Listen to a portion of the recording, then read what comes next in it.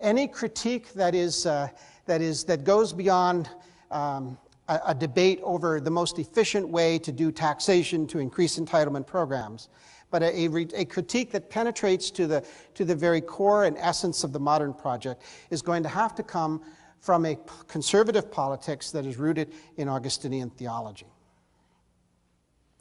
And then thirdly, there's no point being fixated on Christendom today. To fight again, I was invited to speak last August at a conference entitled Being a Peace Church in a Constantinian World. And I said I didn't know it was a Constantinian world anymore. And so my paper was called Liberalism, the New Constantinianism. And it went over with mixed reviews. But what needs to be beaten is not this dead horse called Christendom. What needs to be challenged is the modern state that seeks to usurp the place of God and to close down that neutral space between church and state in which it is possible for Christians and non-Christians to come to common ground agreement about the nature of human flourishing and the good for society. Thank you very much.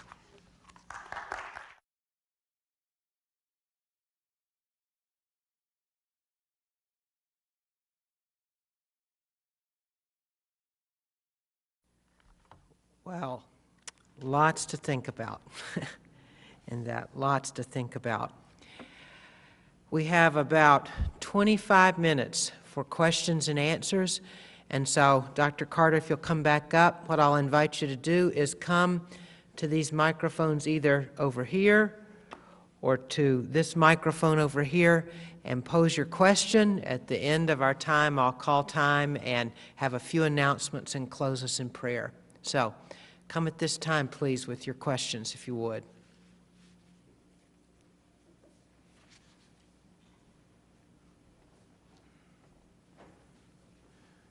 Thank you very much, Professor Carter. I thought that was a very helpful talk, very insightful perspective.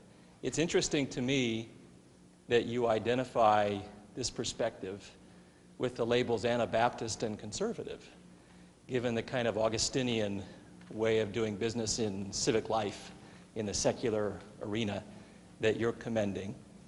And I'm wondering if you could talk a little bit more about that. You talked some about the evolution of the political right in Europe. Could you say something about the evolution of Anabaptism and Christian conservatism in recent years that enables somebody from an Anabaptist tradition to advocate so strongly what we might call Christian activism, civic activism in the secular arena? That's interesting from an Anabaptist perspective, it seems to me. And then for a conservative, it's interesting to be so interested in social justice. How can an Anabaptist conservative commend the kind of engagement in civic secular life that you are commending? Are you assuming that I'm coming from an Anabaptist tradition? Well, I thought I heard you use that label as you were identifying your perspective. Yeah, that was the before label.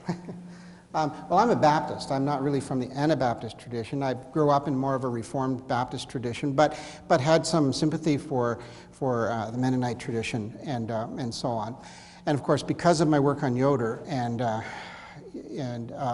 been identified with the Anabaptist tradition by lots of folks. But I've always been a conservative. It's interesting. Here's my take on what's going on with the Anabaptist tradition today. I was in Lancaster County, Pennsylvania, not that long ago, and I was informed by my tour guide that Lancaster County votes heavily Republican. And that's interesting because the Amish don't vote, but there's a lot of conservative Mennonites who do vote, and they tend to vote conservative. And I think there's a natural conservatism in the Mennonite tradition that is a kind of conservatism that is against rapid change, that is suspicious of the state, that encourages self-reliance and local community. There's a lot of conservative ideas that are very inherent in Anabaptist ways of thinking. And after World War II, John Howard Yoder was one of the first wave of many young Anabaptists who went to university and entered the professions and moved to the cities. And as that process has taken place, my observation is that, that those Anabaptists who have left the semi-isolated or semi-separated, or in Amish case, very separated lifestyle of the traditional Mennonite life and have moved into the cities, have become rapidly acclimatized to a middle-class, liberal, professional mentality and outlook. And I think that's reflected in Anabaptist theology. And I think they have found much more resonance with the peace witness coming from the liberal side of the Protestant spectrum and the Catholic spectrum than they have from the conservative side.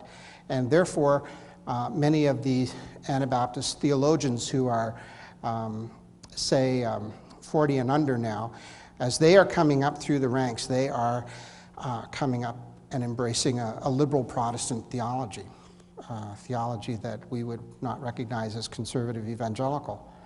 And in many cases, they identify the conservative evangelical emphasis on conservatism with the Republican Party, with militarism, and with things that they oppose because of their tradition. So I think that's what's happening in terms of the Anabaptist tradition. I think that the problem is the Anabaptist tradition is going liberal.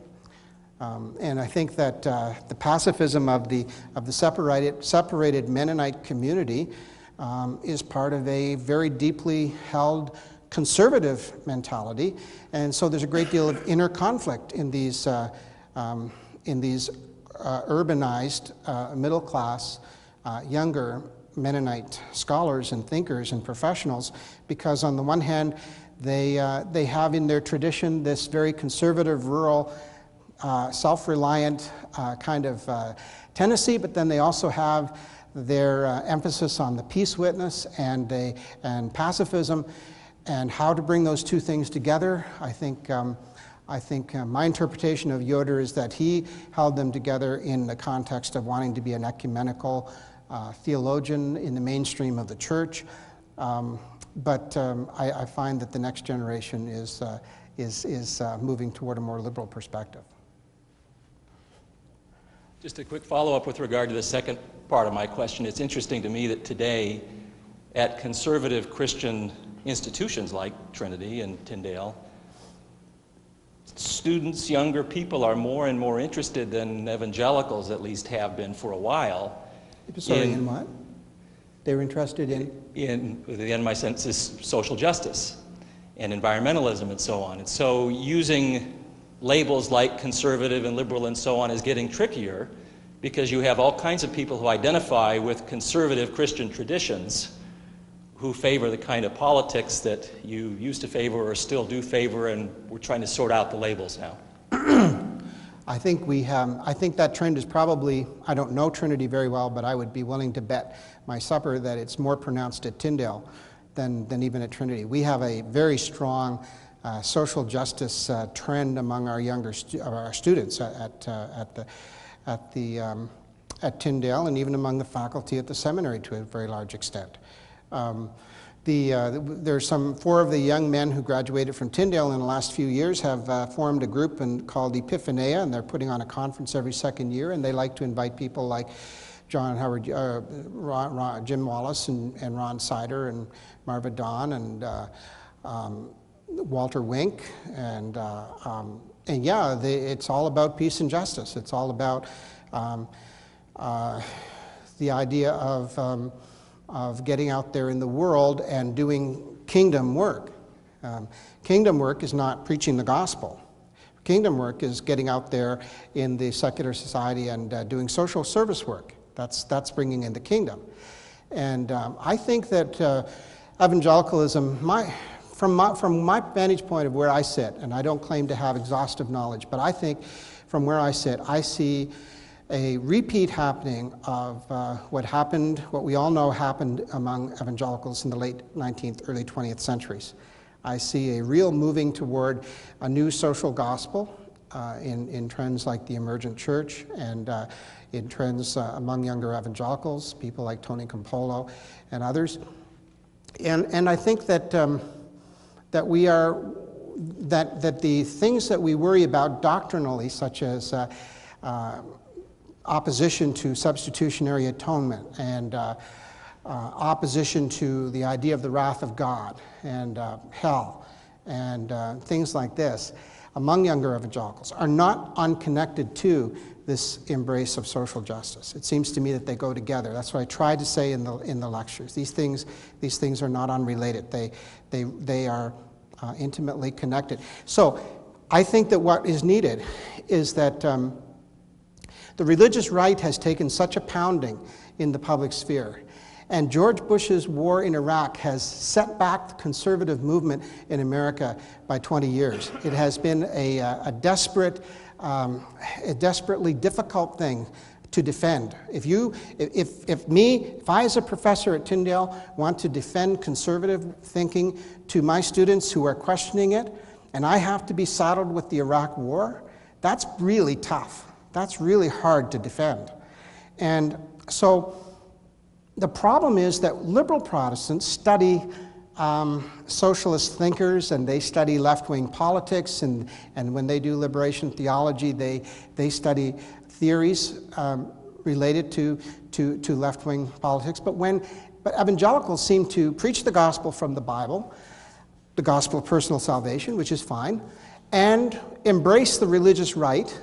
But what it means is that our thinkers, we don't study conservative political thought in our seminaries, so we don't integrate that into our understanding of the gospel and our understanding of anthropology and fallenness and eschatology and so on.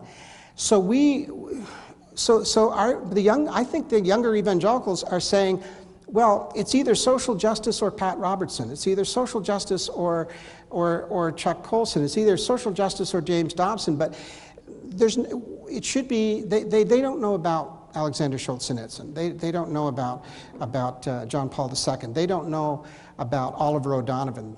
I mean, I think that conservative thought needs to be studied in our colleges and seminaries much more. And I'm thinking actually of teaching a course called Conservative Political Thought since 1789 at some point in the future at Tyndale because of this very issue. And the whole idea of studying social ethics and political thought from a conservative perspective, I think this is where we're missing the boat.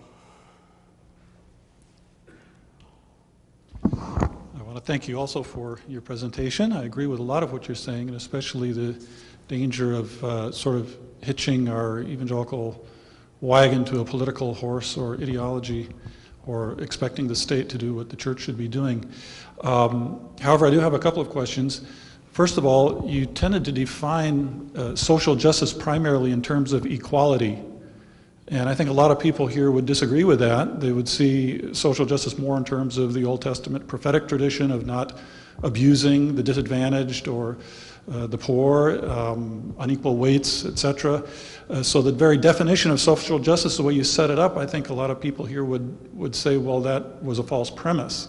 That might be the agenda of the liberal tradition or gay agenda or whatever, but I don't think that's necessarily what most evangelicals are thinking of when they're thinking of social justice. And the second point is, the way you sort of set up the understanding of human government, we would all agree we don't want to go in the direction of totalitarian to enforce by law certain values or moral judgments.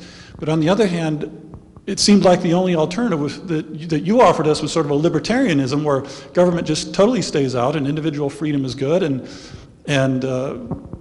make do somehow. I think we all realize there is a role of government to restrain evil, and if it's something as basic as the Food and Drug Administration saying the food I buy is safe to eat, or whether it's saying disadvantaged people or handicapped people should not be taken advantage of, that government has a role. And so how do you see the role of Christians, maybe not the church, but individual Christians as citizens, then advocating fair and just laws? Yeah, good question. I'm not against government, and I'm not against taxation. I think the government has a role, and the government is important. To go back to the social justice issue, the Old Testament prophets are invoked in favor of the social justice agenda, but I think in many cases they are invoked on